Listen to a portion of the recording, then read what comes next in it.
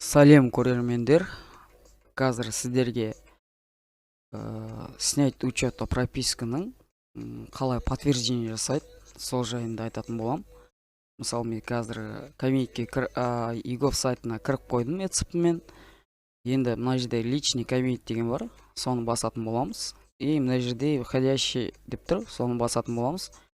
Мына жерде міне көріп тұрсыздар, снять регистрация места жительства деп тұр, соны басатын боламыз. Енді осыған подтверждение жасайтын боламыз.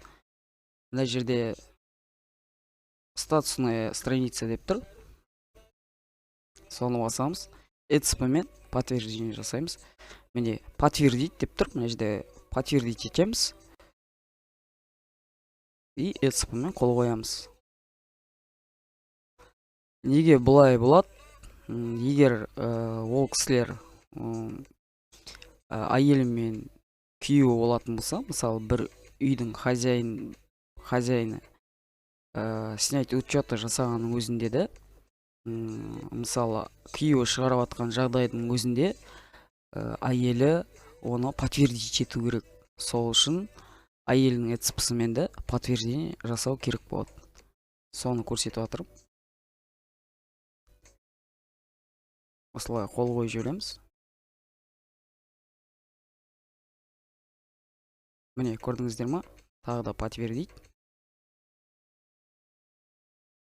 ETSP. Біз аутпен кірген болсақ, енді RSA-мен қол қоятын боламыз. Осы жерден паролімізді енгізе қоямыз.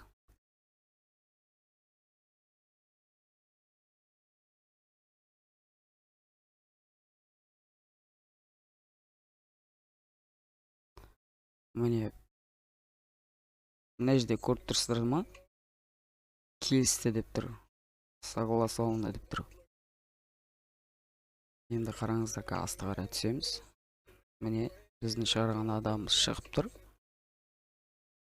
Міне осылай шығарып тастаңыз. Подтвердить етсеңіздер болады, который сіздер ETSP-мен кіріп снять учет жасадыңыздар ғой. Егер күйеуі жасаған болса, енді әйелі все равно подтвердить ету керек. Соны мен қазір көрсеттім. Осылай толыққанды үйден шығып кететін болады. Кімді шығарғыңыз келеді, сол адам шығып кететін болады.